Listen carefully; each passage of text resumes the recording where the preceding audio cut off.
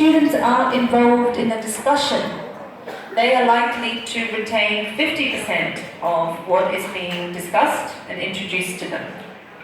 If they practice doing what has been introduced to them, they will retain about 75%.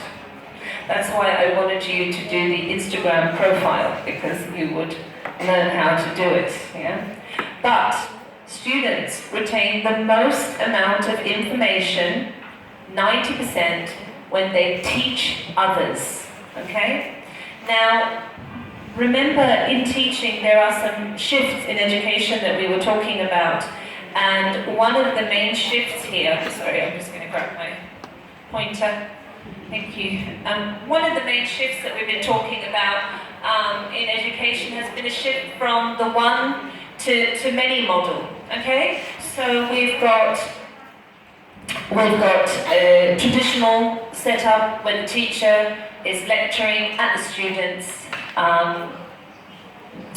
and there's one teacher, many students. Now that is shifting to a more collaborative approach, and this is being enhanced through tools, through educational technological tools, where there is more of a peer-to-peer, collaborative, teamwork situation happening. So we are moving away from this model more and more and moving to the model of peer-to-peer learning, of student-learner autonomy, and so forth. So these are this is one of the main shifts. Remember, when we are learning a language, communication is key. So it is important that students are communicating with each other, not just teacher, student, but student, teacher, teacher, student, student, student.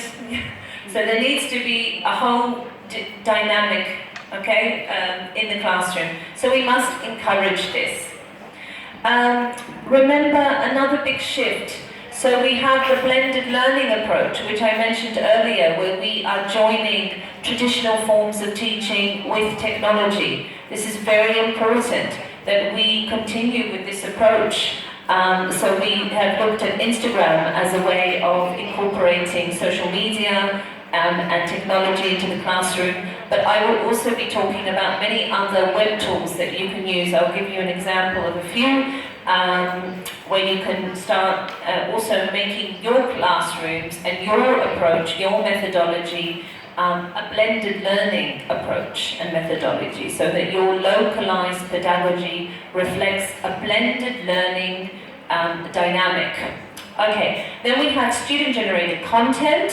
So here we have lessons and resources that students generate. Okay, so students are generating this content.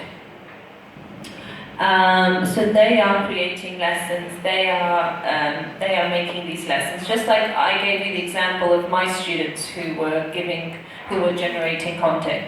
And finally, student focus. So giving students a voice, making sure that students are participating, they feel comfortable giving their opinions, they are speaking, they are learning from each other, yeah, and from the teacher.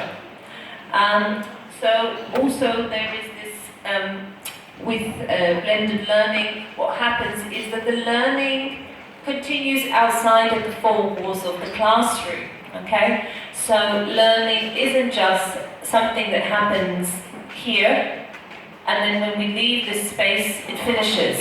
With technology, learning continues outside, after hours, after the lessons, after schools.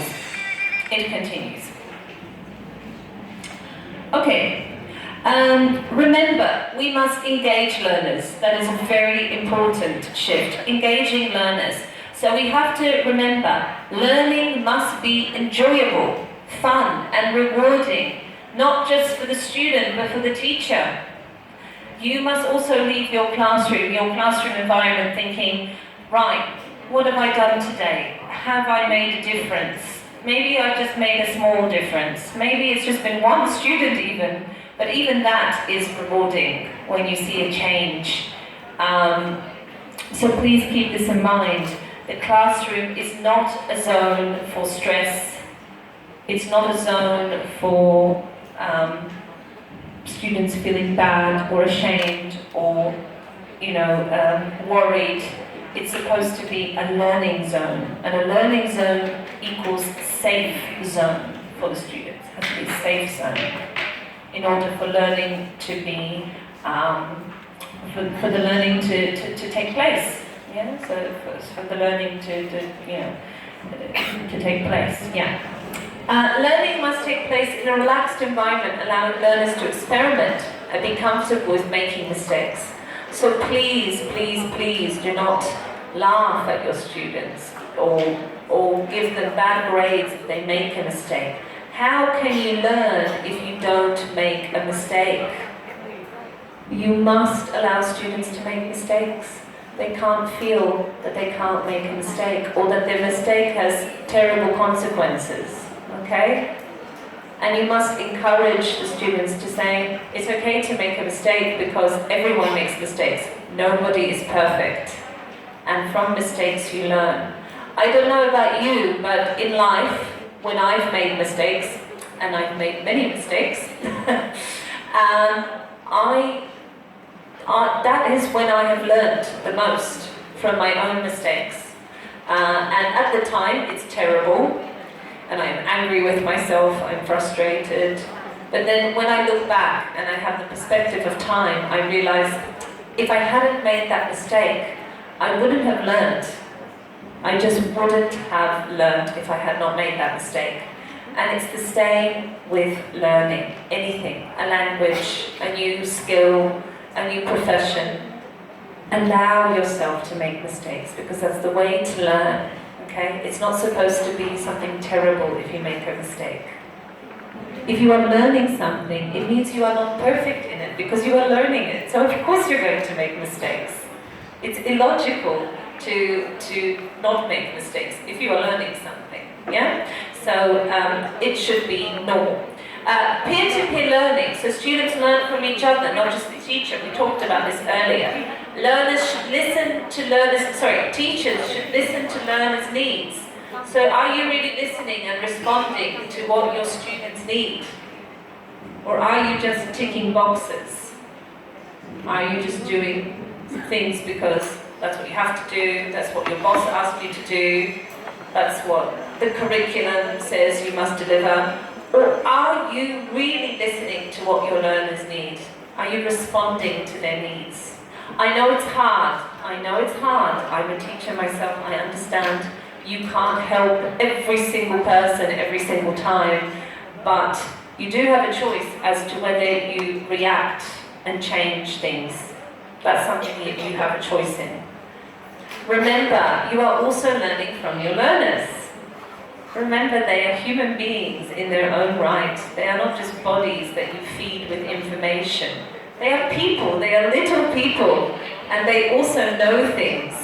And they have the right to have a voice and to express themselves. So please remember that, they are humans.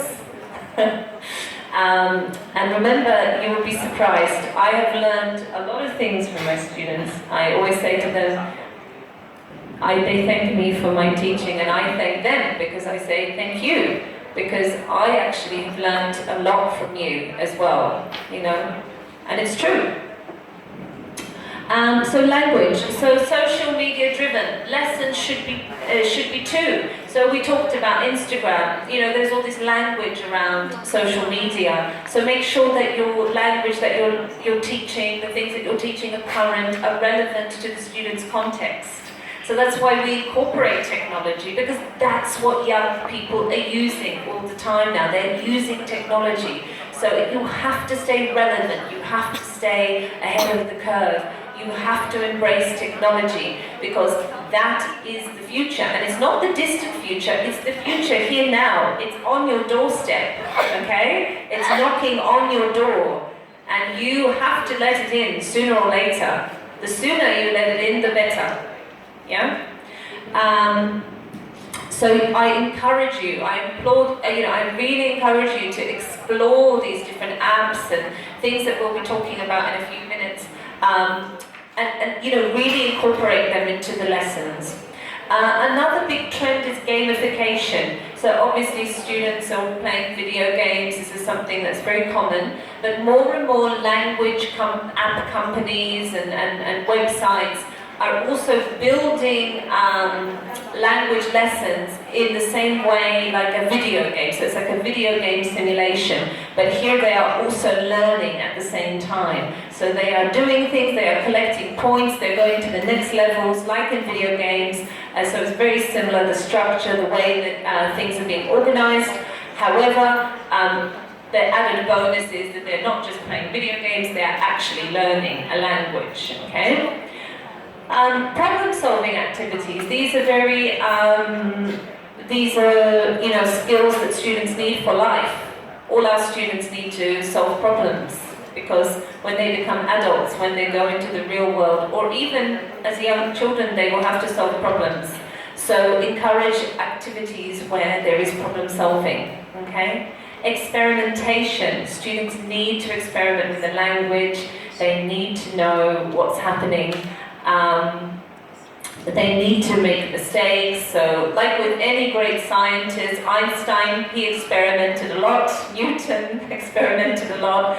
And remember, Einstein, it took him a long time before he became Einstein. Yeah, people laughed at him. He wasn't very good at school. In fact, he wasn't a very good student. His teacher said to him, "You will never amount to anything." That's what his teacher said to him. And then he became a teacher himself. He was a teacher for a long time, and nothing happened. And then suddenly, boom! His mind opened up, and we have all these amazing things that now that we know about the universe thanks to him. Exploration. Exploration is very important. Students need to explore, experiment. These are important things. And students need time to reflect. They need to reflect on their learning. They need to reflect. I know it's difficult because, we are pushed for time. The lessons are short. You have a lot of information you have to cover in a short amount of time. Lots of students. But maybe with the web tools, they have time to reflect. Yeah? Very briefly, I will just talk to you about the difference between the learning zone and the performance zone. So students, I will give you also these PowerPoint slides, so you can click on this TED Talk. It's very interesting TED Talk about learning, the difference between a learning zone and a performing zone. And you have to have a look at the difference here. So the learning zone, so is your classroom a learning zone or a performance zone? So what type of classroom do you have? What is your classroom environment, your localized pedagogy? So a learning zone leaves you leave your safety zone. So students are encouraged to leave their safety zone and try new things. Because of this you improve. So without leaving your safety zone, without trying new things, you will not be able to progress. However, if you're in the performance zone, you tend to not take risks, you tend to not leave your safety zone because you are performing. The task, the mistake is too high risk. So maybe your students might just be performing, not learning. So they are just memorizing things to get a good mark because they want to get a good mark. But are they actually really learning? That's the question. So in the learning zone, you create more space for growth by sharing mistakes and learning from them. So you embrace mistakes, you don't laugh at them. Students do not learn as they focus on making mistakes. So here, the students in the performance zone are worried about making mistakes. So they don't actually learn. This is scientifically proven. Yeah, this is research that has been done. So learning zone welcomes mistakes that have little consequence. The performance zone rejects mistakes. You can't make a mistake because if you make a mistake, the consequences, the stakes are too high. Yeah, you will end up losing face. People will laugh at you. You will get a bad mark. So I am going to make sure I don't make a mistake. But am I actually learning? So learning zone encourages honest feedback and reflection on how to improve, whereas the performance zone is working hard but not necessarily improving. So the student could be working hard in the performance zone, but they're not necessarily improving because they're just thinking about getting the best marks. but not actually about learning. So, you know, students can have top marks, but still not be able to speak very well. That's ironic, isn't it? A student has top marks, they do well in the tests, but then when they go to a foreign country, they can't order a cup of coffee in English. How is that possible? They're the best student in the class. They're passing their exams with flying colours, but they can't have a simple conversation. Ah, why? Well, the answer is very simple. They are clearly not in the learning zone when they are in the classroom. They're in a performance zone. So you have to ask yourself as teachers, as educators,